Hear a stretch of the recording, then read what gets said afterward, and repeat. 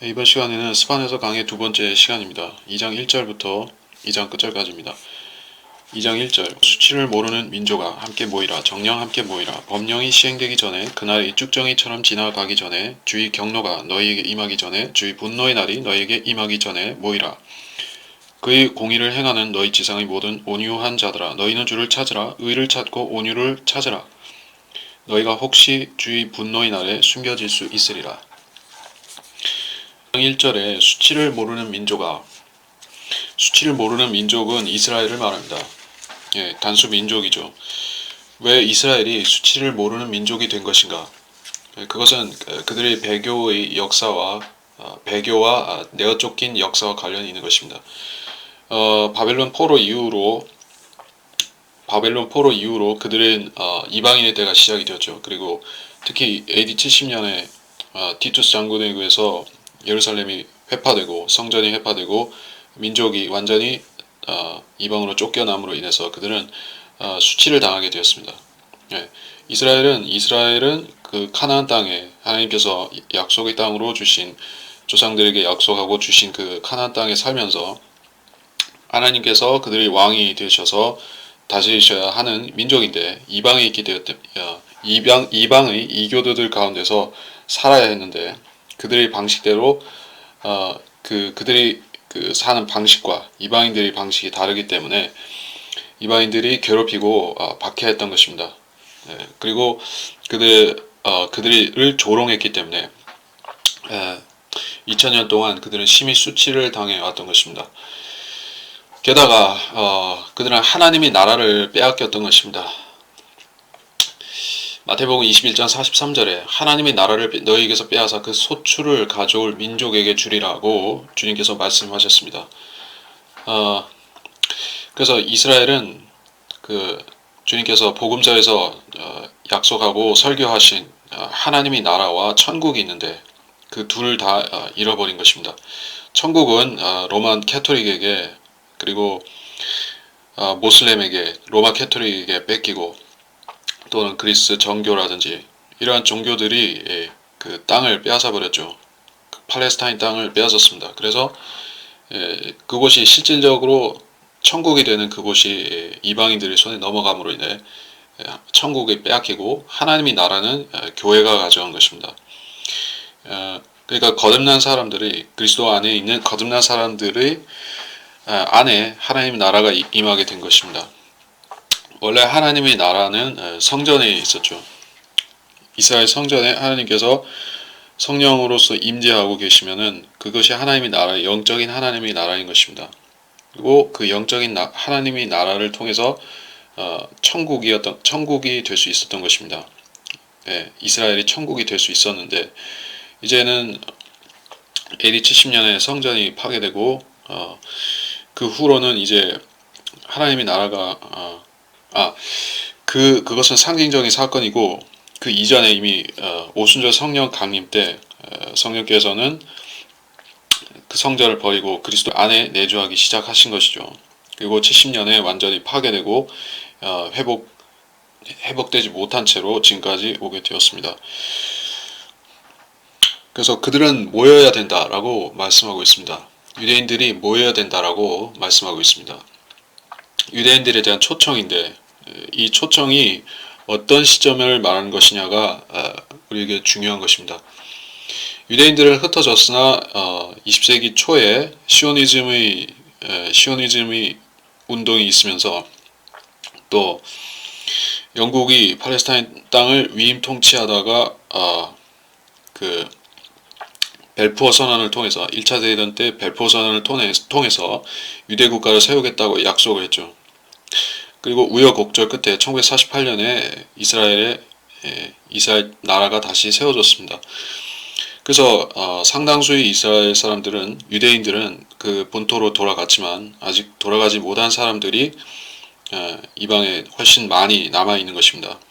게다가 아시리아에 잡혀갔던 그 옛날에 아시리아에 잡혀갔던 그 북이스라엘 지파들은 대부분 잃어버려진 상태로 아직 남아 있는 것입니다. 대부분이.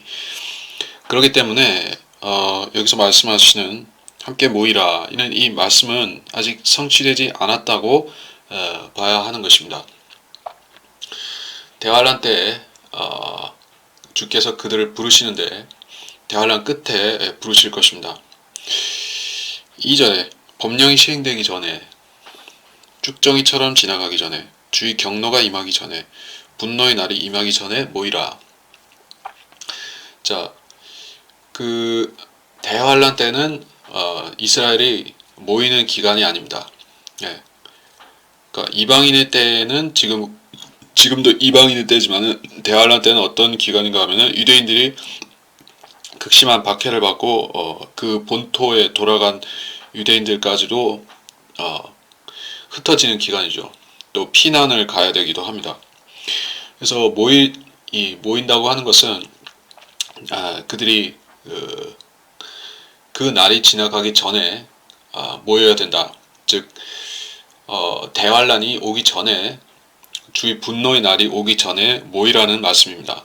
이것은 그 20세기 전반기부터 지금까지 지금까지 일어난 이스라엘의 유대인들의 본토 귀환, 이것을 말한다고 볼 수가 있습니다.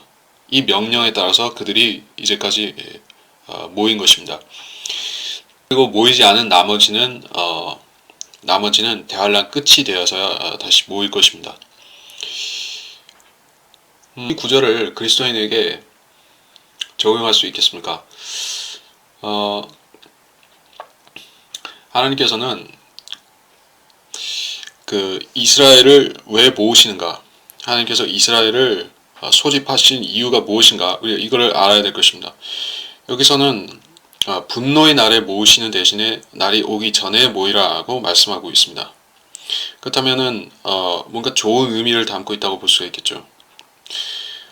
그들이 주의 진노의 날, 그러니까 주님께서 야곱의 고난의 때 다니엘의 70째 주로 정해놓으신 그 기간 전에 모이라고 하신 이유는 주님께서 그들에게 자비를 베풀겠다라고 말씀하시는 것입니다. 그 대환란이 시작되기 전에 이스라엘에게 해당되는 자비가 무엇이 있겠습니까? 그것은 말할 것도 없죠. 예, 이 시대에 유대인이나 이방인이나 예수 그리스도를 구주로 믿어서 그리스도의 몸 안에 침례를 받아 성도가 되는 그 구원에 동참하는 것이 이스라엘이 지금 현 시대에 받을 수 있는 모든 자비인 것입니다. 물론 그들은 땅은 돌려받았고 일부나마 팔레스타인 땅은 일부나마 돌려받았고 나라는 세웠지만은 그것은 앞으로 있을 일의 그림자에 지나지 않는 것입니다. 그들이 진정한 자비를 얻고자 한다면, 환란의 때가 오기 전에 이스라엘이 자비를 얻고자 하면은 바로 예수 그리스도께 나와서 그분을 구주로 믿어야만 되는 것입니다. 그러면 그들은 교회에 속하게 되어서, 그리스도의 몸된 교회에 속하게 되어서 대환란을 통과하지 않을 것입니다. 그러나 여기서 2절에서 모이라고 하지만은 실질적으로 얼마나 모이고 있는지 우리는 알고 있지만 일어나는 현상으로 보면은 그 수는 매우 적은 것입니다. 예수 그리스도를 영접하는 유대인들이 늘어난다고 이야기를 하죠. 그러한 움직임이 있습니다. 그러나 전체적인 규모로 구원받아야 되는 전체 유대인의 규모로 놓고 보면 극히 미미한 숫자에 불과한 실정입니다. 그래서 이것은 더 깊이 논하자면은 많이 말할 것이지만은 유대인의 구원, 이 시대 유대인의 구원에 관한 이야기는 할 것이 많이 있지만은 여기서 이 정도로 두겠습니다. 3절에 그의 공의를 행하는 지상의 모든 온유한 자들아 주를 찾으라. 온유를 찾으라. 너희가 혹시 주의 분노의 날에 숨겨질 수 있으리라. 분노의 날에 숨겨질 수 있으리라. 이 숨겨진다는 것은 여기서는 유대인들에 대해서 하시는 말씀이니까는 공의를 행하는 지상의 온유한 자들아 라고 행위를 말씀하고 있죠. 예수 그리스도를 믿어 영접해서 구원을 받은 자들아 라고 말씀하지 않았습니다. 어떤 설교하고 유사점이 있는가 하면 마태복음 5장에 온유한 자들은 복이 있나니 라는 그 산상설교와 직결되어 있는 것입니다. 교리적으로는 대환란 때 유대인들한테 또 천년왕국 때의 이방인들한테도 해당이 되는 구절입니다. 여기서 교리적으로 예언적으로는 대환란에 처한 유대인들한테 대한 말씀입니다. 그래서 믿음에 대해서 말씀하신 것이 아니죠. 공의를 행하고 공의를 행하는 자들에게 너희가 숨겨질 수 있으리라. 숨겨진다는 것은 바로 그 피난처를 말씀한 마태복음 24장에 나오는 바 그 피난처를 말씀하신다고 보면 될 것입니다. 숨겨질 수 있으리라. 어떤 사람들은 숨겨지고 어떤 유대인들은 숨겨질 수가 있지만은 그것은 일찍 회개한 사람이 그렇게 되겠죠. 그러니까 일찍 회개한 사람들은 지금 어떤 사람들인가 하면은 여기서는 모이라 너에게 임하기 전에 2절에서 모이라고 했으니까는 그래서 지금 모인 사람들이 이스라엘 땅에 살고 있죠. 물론 거기에 모인 사람들 중에는 안 믿는 사람, 예수 그리스도를 안 믿는 사람들이 대다수입니다. 그러나 그 사람들이 환란 전반에 가면은 그 중에서 회개할 사람들이 많이 나온다는 얘기죠. 회개하고 예수 그리스도를 믿는 사람들이 환란 성도의 그 시작이 되는 사람들이 거기서 있을 것이라는 얘기죠. 그래서 그런 선한 유대인들은 일찍이 회심한 유대인들은 환란 때 처음 회심한 유대인들은 보존되는 것입니다. 어떤 사람들은 또 그 순교하고 고난을 통과해야 되는 것이고, 자 4절에 이는 가자가 버림을 당할 것이요 아스크론이 황폐하게 될 것이니 사람들이 대낮에 아스돗을 쫓아낼 것이요 에크론은 뽑히리라. 해변의 거민 크렛인들의 민족에게 화 있으리라. 주의 말씀이 너희를 대적하느니라. 오 필리스티아인들아, 필리스티아인들의 땅 카나안아, 내가 너를 멸하리니 거기에 거민이 없으리라. 또 해변 지경은 목자들을 위한 거처들과 운막들이 되고 양떼들을 위한 우리가 되리라. 또 그 지경은 유다 집의 남은 자들의 것이 되리라. 그들은 그 위에서 방목할 것이요 저녁이면 아스크론의 집들에 누우리니 이는 주 그들의 하나님께서 그들을 벌하시며 그들의 사로잡힌 자들을 돌이키실 것임이라. 4절에서부터 이 7절까지 말씀은 앞에 3절과는 단락이 구분이 되어 있는데 이것은 문맥이 바뀌었다는 뜻입니다.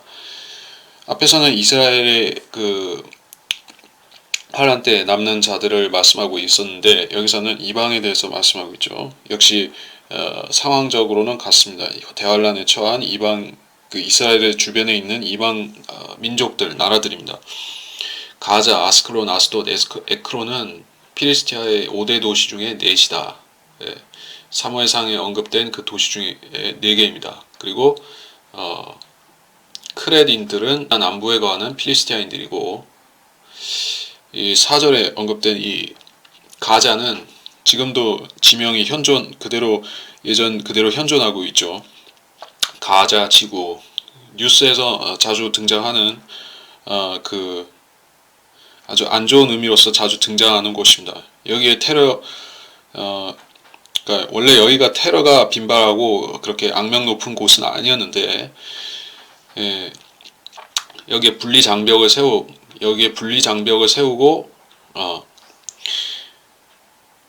여기 사람들이 사실 여기 사는 사람들이 예전에 그 필리스티아인들은 아니지만은 아랍인들이지만은 이 사람들이 하고 있는 행동, 그 이스라엘에 대해서 끼치는 영향, 그들에게 괴롭히는 부분, 이런 거는 예전에 그 필리스티아와 흡사한 부분이 있는 것입니다. 하필이면 또 가자라는 것이에요. 그리고 그래서 여기 가자 지구에 있는 그 사람들이 지금도 말썽을 일으키고 있지만은 이스라엘을 테러를 하고 로켓을 쏘고 말썽을 일으키고 그렇게 하지만은 대환란 때가 되면 어떨 것이냐? 적그리스도가 등장하죠. 지금은 미국이 이스라엘의 그 지주가 되어서 어느 정도 맡고 있으니까는 물론 유엔도 거의 그 친팔레스타인으로 해서 이제 이스라엘이 상당히 어렵게 되었다 해도 아직은 그 이스라엘이 우세에 있다고, 절대적으로 우세, 군사적으로 보면은 비교할 수 없이 우세에 있죠. 하지만은 그 유엔이라든지 아랍 국가 연합이 막고 있어서 그 가자 지구를 그 통제하지 못하는 것이죠. 자, 그런 상황이 있는데 대환란 때가 되면은 이제는 더 이상 억제하는 수단이 없죠. 유엔이 중재하는 것도 아니고 그 환란 중반 이후를 말하는 것입니다. 중반 이후에 적그리스도가 그 이스라엘에 들어오면 그때는 가자 지구에 있던 자들이 이스라엘을 박해하는 것입니다. 오히려 정반대로 될 수가 있죠. 가자 지구는 지금 감옥과 같습니다. 장벽을 세워놓고 이스라엘이 군대를 지키고 있죠. 근데 그때가 되면은 오히려 상황이 반전이 된다. 그런 말씀입니다. 그 원래 이 가자 지구 이 땅도 사실은 이스라엘의 영토의 일부였고 유대인들도 살고 있었는데 그 미국이 부시 대통령이 압력을 넣어서 그 가자 지구의 팔레스타인 땅으로 만든 것입니다. 7절에 6절에 해변지경은 목자들을 위한 거처와 움막이 되고 양떼를 위한 우리가 되리라. 이스라엘의 해변지경은 지중해 변을 말하는 것이고 그 지금은 그 지중해 변에 그 목자들을 위한 거처와 움막이 된다. 그 대환란 때가 되면은 이방인들이 이스라엘의 제일 살기 좋은 그런 해변 도시들이죠. 지중해변에 있는 그런 데를 다 이스라엘 사람들을 다 쫓아내고 자기들이 거기에 집을 짓고 살겠죠. 이스라엘을 다 쫓아내는데 주님께서 오시면은 오히려 그 이방인들을 다 쫓아내시겠다는 것입니다. 7절에 그 지경은 유다 집의 남은 자들의 것이 되리라. 그 위에서 방목하고 저녁이면 아스코론의 집에 누우리니 주 그들의 하나님께서 그들을 벌하시고 그들이 사로잡힌 자들을 돌이키실 것임이라. 사로잡힌 자들을 돌이킨다라는 이 표현은 욥기에 나오는 욥의 사로잡힘을 돌이키셨으니라는 그 표현하고 일맥상통하는 표현입니다. 이스라엘이 회복된다. 환란 끝에 이스라엘이 회복되는 것을 그들의 사로잡힘을 돌이킨다라고 말씀하셨습니다. 실제적으로 노예로 팔려가고 사로잡혀가고 이런 것을 돌이킨다. 땅으로 이스라엘을 본토로 돌려보내신다 하는 것이고, 그래 보니까 양떼들과 뭐 목자들, 방목 이런 표현들이 계속해서 등장합니다.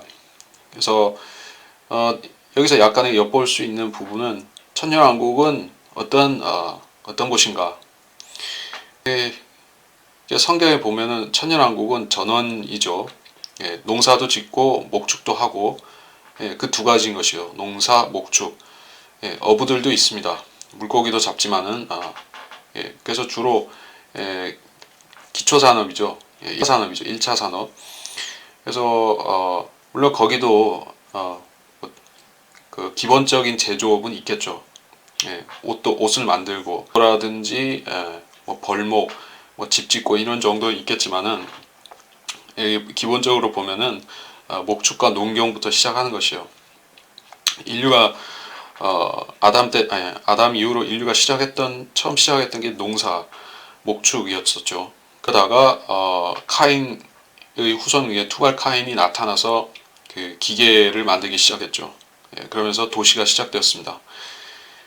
도시가 생기고 나서 많은 문제가 생겼었는데, 그래서 그런 전철을 안 따르고 천년왕국 때는 사람들이 이 도시에 다 이렇게 지금처럼 뉴욕이니 상하이니 홍콩 이런 도시에다 도쿄 이런 도시에다 다 몰려 살면서 이렇게 많은 문제들을 이렇게 환경적인 많은 문제들도 일으킬 뿐만 아니라 도덕적으로도 문제가 일어나죠. 그런 상황이 아니라 온 땅이 다 새롭게 하나님께서 땅을 거듭나게 하셔서 모든 사람이 땅에서 농사를 짓고 살 수가 있는 것입니다. 그래서 그러한 풍경을 조금 볼 수가 있다 하는 말씀이고, 8절에 내가 모압의 비방과 암몬 자손의 욕설을 들었나니 그들이 내 백성을 비방하였고 그들의 경계를 스스로 확장하였습니다. 그들의 경계를 스스로 확대하였습니다. 그러므로 만군의 주 이스라엘의 하나님이 말하노라. 내가 살아있거니와 실로 모압은 소돔과 같이 될 것이요 암몬 자손은 고모라 같이 되리니 곧 쐐기풀들이 자라고 소금 구덩이들이 되며 영속적인 폐허가 되리라. 내 백성의 잔류자가 그들을 약탈하며 내 백성의 남은 자가 그들을 차지하리라. 이 일이 그들의 교만 때문에 있으리니 이는 그들이 만군의 주의 백성을 대적하여 비난하고 스스로를 높였음이라. 모압의 비방, 암몬 자손의 욕설. 지금 모압과 암몬을 말씀하는데 필리스티아와 모압과 암몬 그리고 마지막으로 에티오피아가 언급이 되고 있습니다. 12절에 에티오피아가 이 네 족속은 전부 함의 흑인, 함의 혈통이고 모압과 암몬의 경우에는 흑인입니다. 이집트 사람의 모계로부터 출발한 흑인입니다. 함족인데 그래서 이 민족들은 전부 다 함의 피가 섞였고 특히 혈통적으로 보자면은 이스마엘은 이 에서와 관련이 깊습니다.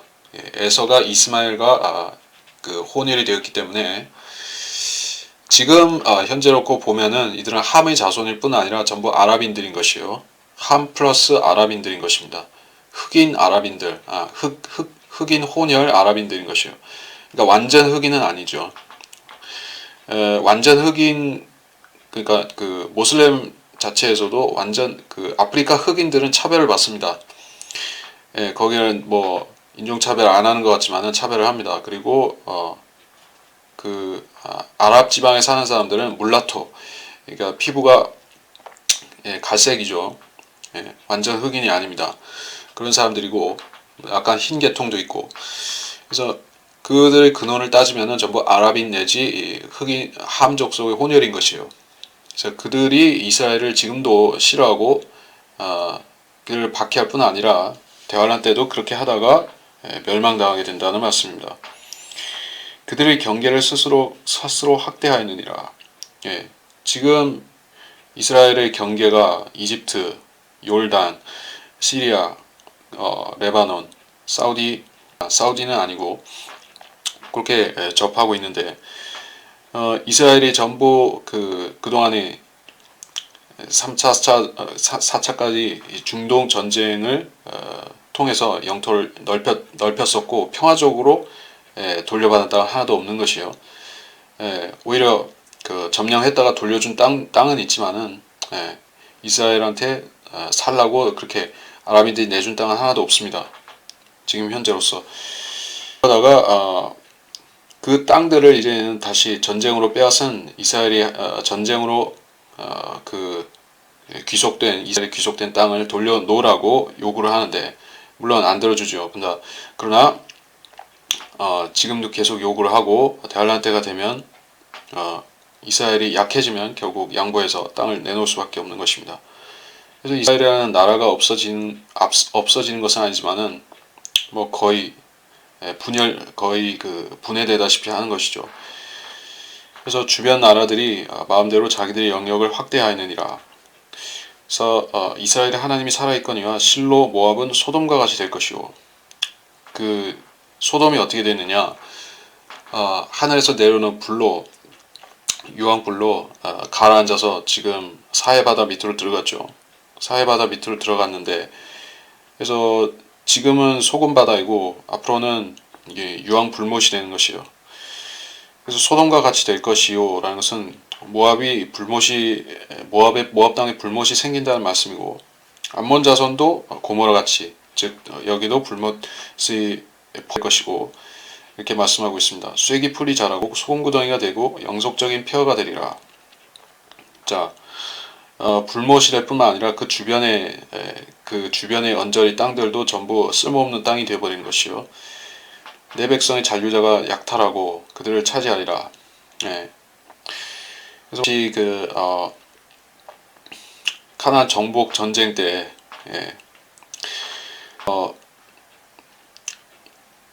멸망한 이방인 성들 가나안 족속의 성들과 같이 완전히 멸망하고 그 가축이나 그들의 짐승이나 그 성벽 하나도 남지 않는 것이요. 10절에 이 일이 그들의 교만 때문에 있으리니 이는 그들이 만군의 주의 백성을 대적하여 비난하고 스스로를 높였음이라. 스스로를 높였습니다. 이 자들이 스스로 어떻게 높였는가? 하나님께서는 그 함의 위치를 카나안의 위치를 종들이 종이 된다라고 정해 놓으셨습니다. 그래서 하나님께서 일단 어떤 민족의 운명을 정해 놓으셨으면은 거기 순응하면 거기서 또 복을 순응하는 대로 복을 받을 수가 있습니다. 그러니까 예수 그리스도를 믿고 구원을 받을 수 있는 기회도 있는데 그것을 거절하고 스스로 높아지려고 하면 그러면은 그대로 이 마귀에게 올무를 꿰이는 것입니다. 이 이스라엘의 주변 족속들은 전부 다 하나같이 다 교만한 것이요, 겸손하지가 않습니다. 자기들이 모두 자기들이 땅을 유업으로 받아야 된다고 착각하고 있는 것입니다. 무슨 권리로, 어떤 근거로 그걸 요구하는가? 혈통적으로 그 족속으로서는 그들의 조상으로서는 요구할 근거가 전혀 없는 것이요. 핏줄로 거슬러 올라가면은 거기는 어떤 나라가 있었던 이스라엘 왕국과 유다 왕국 외에 거기에 그 BC 1000년 이후로 그게 왕국이 세워졌던 적이 없었습니다. 주로 식민지로 속주로 있었던 적은 있어도 거기에 독립국가가 이스라엘 팔레스타인 독립국가가 있었던 적이 없죠. 그렇기 때문에 혈통적으로나 어떤 역사적으로나 주장할 아무런 근거가 없는 것이요. 오히려 이스라엘이 가장 확실한 근거가 있죠. 이스라엘이 거기에 나라를 세울 가장 확실한 근거를 갖고 있습니다. 그래서 이 아랍인들이 결국 이스라엘 땅이 자기들의 것이라고 주장하는 근거는 무엇이냐 하면은 마호메트라는 것입니다. 마호메트가 마호메트가 예루살렘에 왔었다. 예루살렘에 와서 거기서 그 환상인지 꿈에서 백마를 타고 그 모리아산 거기서 성전산 있는 데서 승천을 했기 때문에 꿈속에서 그랬다는 얘기죠. 실제로가 아니라. 그렇기 때문에 그 이스라엘 성전이 지어졌었던, 지금 없어지고 예전에 있었던 그 모리아산, 시온산 모리아산이 모슬렘의 성지라는 것입니다. 그래서 그 근거로 보면은 전혀 말이 안 되죠. 거의 그것은 실제 역사적인 무엇을 주장하는 것도 아니고 꿈인데, 그것도 신빙성 없는 꿈인 것이에요. 그걸 가지고 주장하니까.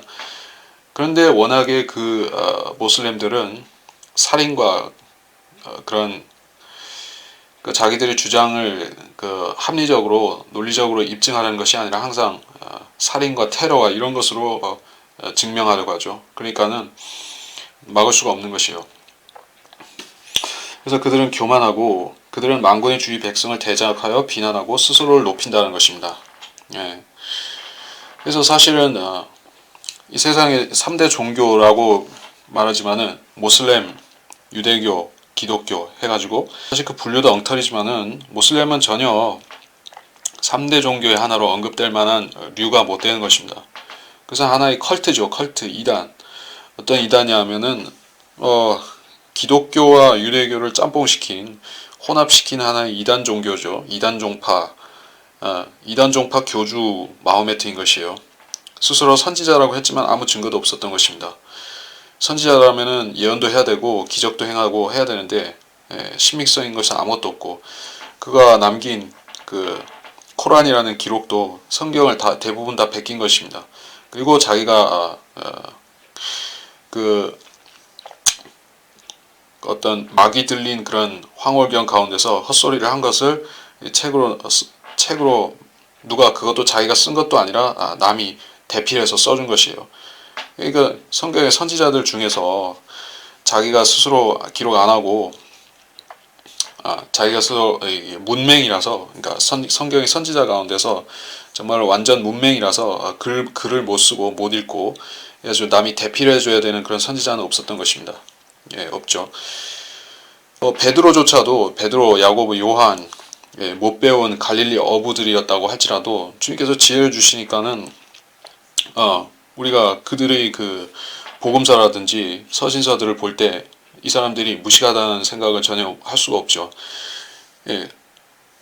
그래서 바울과 베드로의 무슨 차이를 느낄 수가 없습니다. 바울은 석학이고 베드로는 어부인데 아무 차이가 없습니다. 하나님께서 능력을 주시니까 그렇게 하는데 마음에 드는 그런 것이 없었던 것이요. 그러니까 그 사람이 원래 문맹이었던 것 때문에 자기가 코란을 기록할 수가 없었던 것입니다. 그래서 누가 대필해서 썼고 그래서 기록이 정리가 되어 있지 않고 이렇게 저렇게 버전들이 많아져서 어떤 것이 정통 코란인지 아닌지 그것도 불확실한 것입니다. 이건 하나의 종교라고 볼 수도 없고 하나의 어떤 이한 종파인데 그것도 아주 살인으로 자기들이 교세를 확장하는 그런 살인마 집단인 것입니다. 그렇게 보면은 되는 것이요. 이런 자들이 바로 이스라엘을 박해하고 지금도 하고 앞으로도 할 것입니다. 그래서 하나님께서는 불가불 그들을 완전히 멸하시고 그들의 땅도 황폐하게 하고 이스라엘을 넘겨주시는 것입니다. 1절 주가 그들에게 두렵게 되리니 이는 그가 세상의 모든 신들을 굶겨 죽이실 것이며 사람들은 각자 자기 처소 곧 이방의 모든 섬들에서부터 주를 경배하리라. 자, 신들을 굶겨 죽이실 것이요. 세상의 신들이라고 했습니다. 세상 신은 마귀죠, 사탄이죠. 그리고 그 세상 신을 따르는 자들이 자칭 신들이죠. 우리가 신들을 멀리서 찾을 필요가 없는 것이 오늘 매스컴에 TV에 라디오에 TV에 뉴스에 항상 오르내리는 것이 스타가 어쩌고 그러죠. 헐리우드 스타가 어쩌고 스타들이 너무 많아서 정말 발에 채일 정도가 된 것이요. 사람들이 신들을 만들어내고 있습니다. 그래서 너희는 신들이요 주님께서 시편에 너희는 신들이요 하는 건 천사들한테 하신 말씀인데 지금은 사람들을 보고 신들이요 하는 것입니다. 별들이라 신들이라 같은 말이죠. 그러나 그들은 신들이 아니고 하다못해 이 타락한 천사들만도 못하게 그렇게 연약한 인간에 지나지 않는 것입니다. 그 타락한 천사들은 그래도 일정한 능력이 있죠. 기적도 행하고 또 그 타락한 지혜도 있어서 악한 일들을 많이 하죠.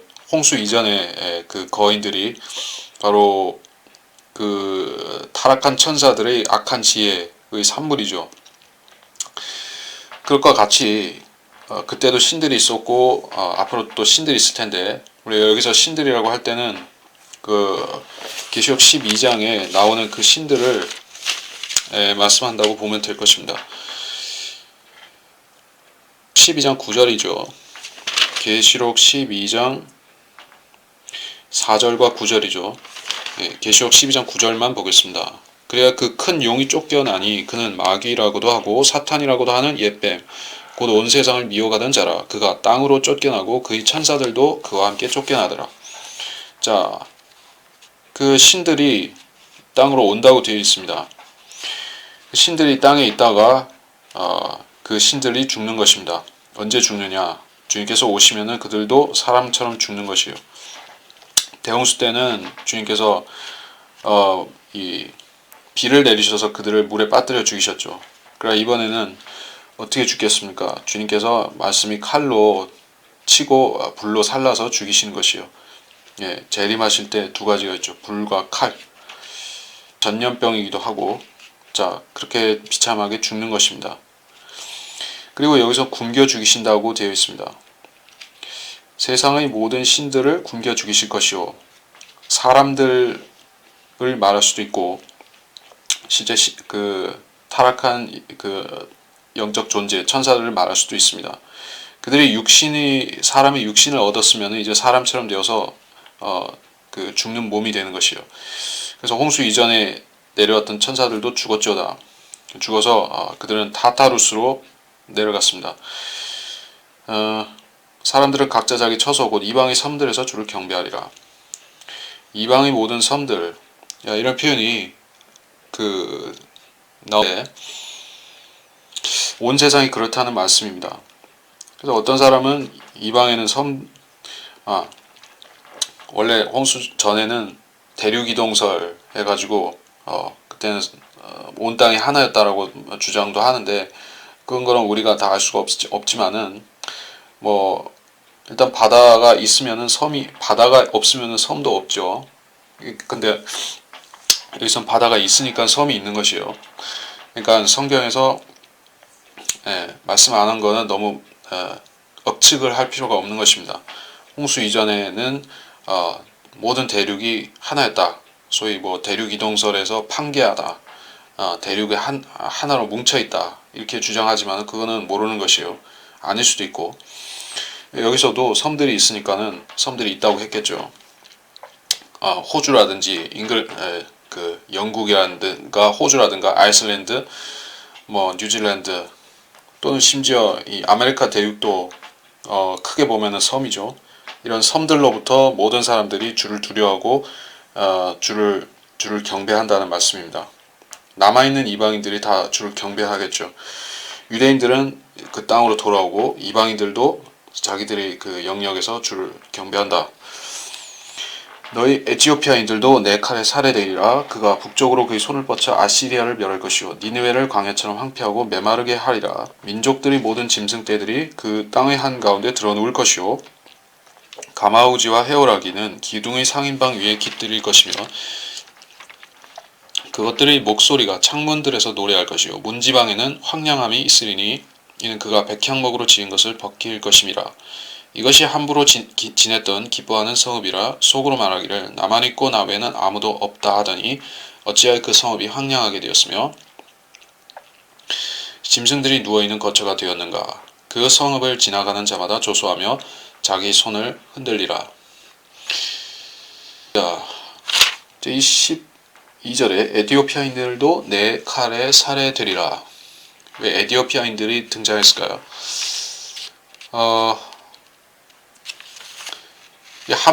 기본적으로 함족이고 아프리카 사람들인데 창세기 10장 6절에 나오지만 쿠스의 자손들입니다. 그리고 에티오피아는 원래 그 콥트 기독교라는 기독교 나라였습니다. 에티오피아 내시가 그리스도교를 받아들여서 그때부터 자체 기독교가 있었는데 물론 우리가 아는 그 정통 기독교하고 좀 다릅니다만은 있었습니다. 그러다가 그 공산혁명이 일어났죠. 공산혁명이 일어나서 그 세라시아 황제가 쫓겨나고 공산국가가 되었다가 많은 혼란을 겪고 그러다가 세계 최빈국화되다시피 하다가 지금은 다시 재건되고 있습니다. 다시 그 국가의 세력을 회복해 가고 있는 중인데 거기가 사실 아프리카하고 남쪽 북쪽 아프리카를 연결하는 아주 교통의 요지라고 볼 수가 있습니다. 철도라든가 이런 인원과 물자의 교류가 활발한 그런 요지라서 잘 살 수가 있는 땅인데 그렇지를 못했던 것이에요. 게다가 지금 한 가지 문제가 있는 것은 거기에 모슬렘들이 거기도 있다는 것입니다.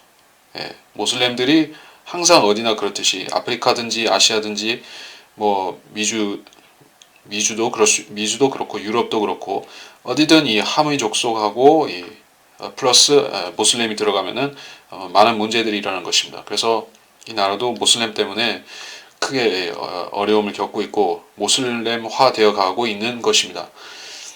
그렇게 되면은 그것이 이 에티오피아가 저주를 받으리라는 그런 징조가 되는 것이죠. 그래서 대환란 때가 되면 그들도 이스라엘을 박해하다가 멸망당하게 되는 것입니다. 아시리아 니느웨가 또 여기 등장합니다.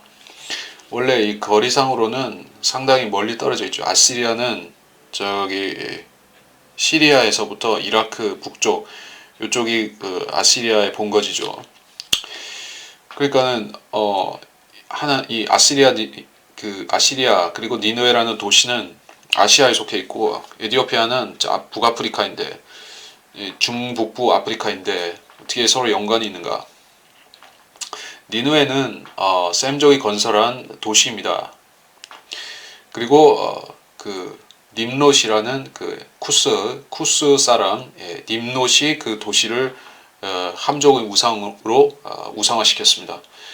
그리고 대환란 때 등장할 적그리스도는 아시리아인이라고 불리고 있습니다. 미카서 5장 5절에 아시리아인이라고 불립니다. 북쪽으로 손을 뻗쳐서 주께서 그렇게 하신다는 것이죠. 아시리아를 멸할 것이요. 아시리아는 북부 이라크 그리고 시리아라고 제가 말씀을 드렸습니다. 하필이면 공교롭게도 지금 북부 이라크하고 그 시리아가 그 ISIS라는 그 테러 집단의 본거지가 되어 있죠. 우연한 일이라고 보기는 좀 힘든 것 같습니다. 그러니까 지금 완전히 황폐하게 되진 않았고 황폐하게 되어 가고 있죠. 그러니까 항상 예언은 일시에 성취될 수도 있고 점진적으로 이루어질 수도 있습니다. 여기서 아시리아를 멸한다고 하셨으니까는 그게 지금 점진적으로 일어날 수도 있고 그러다가 대환란 끝에 가서 완성이 될 수도 있는 것이에요. 그래서 지금 그 원래는 살기 좋았다고 볼 수 있죠. 그 땅이 풍족한 땅이죠. 유프라테스 강을 끼고 티그리스 유프라테스 강의 발원지가 있고 농사짓기도 좋고 좋은 땅입니다. 시리아도 북부 이라크도 문명의 발상지 그 비옥한 초생딸 지역의 그 중심에 있었던 반원 중심에 있었던 그 곳이기 때문에 좋은 곳이 그런 살기 좋은 곳인데 지금은 지옥같이 그렇게 되어가고 있습니다. 하나님께서 거기에서 그 족속들 거기에 살고 있는 그 족속들의 그 악한 생각 때문에 그들을 치시는 것이죠. 생각이 무엇이냐면은 이스라엘을 없애겠다, 이스라엘을 유대인을 쓸어버리겠다, 지중해로 몰아내겠다 하는 그 생각을 그들이 하고 있다는 것이에요. 이란만 그런 생각을 하고 극단적으로 핵 무기를 개발해서 이스라엘을 공격하겠다 하는 그런 극단적인 생각을 하는 것이 단지 그 이란만의 그런 속셈은 아닌 것이에요. 물론 이란은 그렇게 할 수 있는 실제적인 수단, 즉 핵무기와 그런 로켓까지 갖고 장거리 로켓까지 구비를 하려고 하기 때문에 그게 문제가 되지만은 다른 그 아랍 족속들도 이라크라든지 시리아 또는 터키까지도 이집트, 사우디, 레바논 다 포함해서 요르단도 포함되고 그 자들도 다 내실은 똑같은 것이에요. 그 이스라엘 성전산에 가서 자기들의 그 마호메트의 깃발을 꽂겠다고 하는 것이 꽂고 이스라엘 사람들을 다 죽여 없애겠다는 것이 그들의 꿈인 것이에요. 그러니까 그들은 주님께서 언제든 그들을 저주하시면 그들은 망해야 되는 것입니다. 지금 망하든지 대환란 중간에 망하든 대환란 끝에 망하든 언제고 그들은 망해야 되는 것입니다. 자, 그것이 그들의 머리 위에 드리워진 주님의 저주인 것입니다. 민족들이 모든 짐승떼들이 거기 들어놓고 자 황폐하게 된다는 말씀을 하고 있습니다. 불못이 되는 것은 아니지만은 황폐하게 되는 것이요. 그래서 그 이스라엘이 앞으로 차지하게 되는 땅에 여기도 다 들어갑니다. 황폐하게 되고 그 이스라엘 사람들이 들어가서 살면서 다시 회복이 되겠죠. 여기서는 완전히 황폐하게 된 모습을 말씀하고 있습니다. 그러나 천년왕국 때가 되면은 거기에 이스라엘 사람들이 들어가서 그 지파들이 들어가서 살면서 서서히 회복이 되겠죠. 15절 이것이 함부로 지냈던 기뻐하는 성읍이라. 함부로 지냈던 기뻐하는 성읍이라. 하길 나만 있고 나 외엔 아무도 없다 하더니 어찌하여 황량이 되었으며. 자, 이것은 큰 바빌론에 대한 심판과 유사점이 상당히 많습니다. 바빌론과 니누에는 서로 다른 도시죠. 하나는 아시리아의 중심지요. 하나는 바빌론 제국 신바빌론 제국의 중심이지만은 유사점은 그들이 모두 이스라엘과 유대를 각기 집어삼킨 북이스라엘과 남유다를 집어삼킨 그 제국이었다는 것이요. 그리고 적그리스도의 왕국의 예표가 되는 나라들이고 그 아시리아 왕도 그렇고 바빌론 왕도 그렇고 느부갓네살도 그렇고 전부 적그리스도의 역사적인 예표들이었던 것입니다. 그러다 보니 이 둘은 이 저주받는 데 있어도 같이 한 쌍으로 언급이 되는 것입니다. 나만 있고 나 외에는 아무도 없다. 이것은 큰 바빌론의 그 주인, 여주인, 그 큰 바빌론을 지배하는 여주인인 그 큰 창녀, 신비의 바빌론 그 큰 창녀가 하는 이야기죠. 지금은 바티칸에 그 창녀가 있지만은 대환란 때가 되면은 자기의 본거지로 다시 신할 땅으로 가가지고 거기다 바빌론을 세울 수가 있는 것이죠. 옛날 바빌론, 예, 그 황폐하게 되고 그 사담 후세인이 다시 세우려고 했지만은 실패했던 그 바빌론 있죠. 그러다 그 대환란 때가 되면은 적그리스도가 다시 그 중동으로 와서 거기에 제국을 세우면은 거기다 다시 바빌론 세울 수도 있죠. 그러니까 그런 성읍을 말씀하시는데 그 성읍이 큰 바빌론이 처음에 바티칸이었다가 바티칸에서 저 중동에 있는 진짜 바빌론 지역에 있는 도시로 바뀔 수도 있는 것이에요. 환란 중간에 옮긴다 이것이죠. 그러다가 환란 끝에 가면은 주님께서 진짜로 그 큰 바빌론을 치셔서 완전히 멸하시면 그 바빌론도 망하고 신비 바빌론도 같이 망하는 것입니다. 신비 바빌론은 바티칸이고 진짜 바빌론은 저 중동의 바빌론하고 그 둘이 다 망하는 것이요. 그래서 황량하게 되었으며 제가 이 말씀을 하고 있습니다. 니는 마귀들을 거쳐요. 큰 바빌론은 계시록 18장 2절에 보면 마귀들 거처가 되었고 온갖 더러운 영의 소굴이요 모든 더럽고 가증한 새의 소굴이로다 이렇게 말씀하고 있죠. 한번 보겠습니다. 18장 2절 그가 큰 음성으로 힘있게 외쳐 말하기를 큰 바빌론이 무너졌도다 무너졌도다 마귀들의 거처가 되었고 온갖 더러운 영의 소굴이요 모든 더럽고 가증한 새의 소굴이로다. 마귀들이 곧 더러운 영들이고 그 더러운 영들이 여기선 새로 말씀하고 있어요. 그렇다면 이 14절에서 이스파냐 2장 14절에서 가마우지 헤오락이 이것은 율법에서 불결한 새로 분류가 되는 불결한 짐승으로 분류되는 새들인데 이것들이 실제 새들일 수도 있지만은 여기서 그 계시록 18장 2절에서 근거해서 보자면은 마귀들일 수도 있는 것이요. 마귀들이 그러면은 마귀들이 거처가 된다? 좀 이상하죠. 왜냐 마귀들은 다 지옥에 가고 불못에 가서 이제 이 땅은 완전히 이렇게 돼야 회복이 되고 이렇게 되는데 천년왕국 때 마귀가 있습니까? 그러니까 우리가 이 천년왕국에 대해서 우리가 이해를 다 못하는 부분이 아직 있는 것입니다. 이 땅이 다 회복이 되고 하지만은 이 회복이 안 되는 땅도 있죠. 비가 내리기도 하고 안 내리기도 하고 저주받으면 안 내리기도 하고. 그러니까 이 천년왕국은 이 영원세계 천국 영원세계의 그 천국하고 다른 것이요. 천년왕국 때는 이 땅에 민족들이 있고 민족들 가운데 악한 생각을 속으로 하는 민족도 있고 순종하는 자들도 있고 그러한 분류들이 있는 것이요. 그래서 천년을 통치하는데 천년을 통치한다는 것은 순종하는 자들도 있고 순종하지 않는 자들도 있어서 그들 위해서 다스리고 그들을 통제한다는 것이에요. 민족들이 더 이상 이스라엘을 넘보지 못하도록 그들을 통치하는 것이에요. 그래서 그 죄와 사망이 완전히 없어지고 새 하늘과 새 땅이 되는 것은 계시록 21장에 가야지 그때서야 없어지는 것입니다.